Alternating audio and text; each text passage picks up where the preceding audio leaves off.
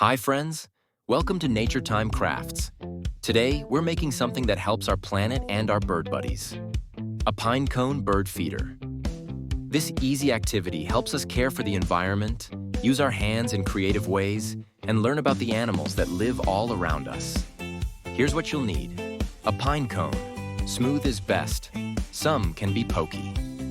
String, scissors, peanut butter or Crisco, wild bird seed. Safety tip. If someone has a peanut allergy, use Crisco instead. It's safe for birds and safe for us. This project builds fine motor skills. That means using the small muscles in your hands and fingers. That's important for writing, drawing, and building things. And as we make it, we'll also practice hand-eye coordination, matching what we see with how we move. Let's get started. Step 1.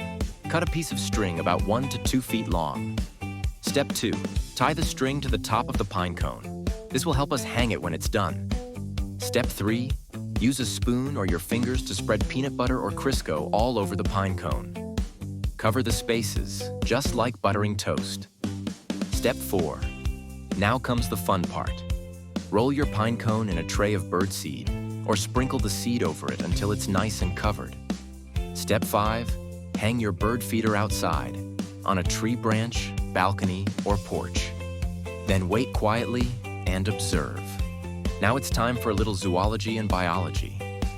Those are the sciences that help us learn about animals and living things. Try to identify the birds that come to visit.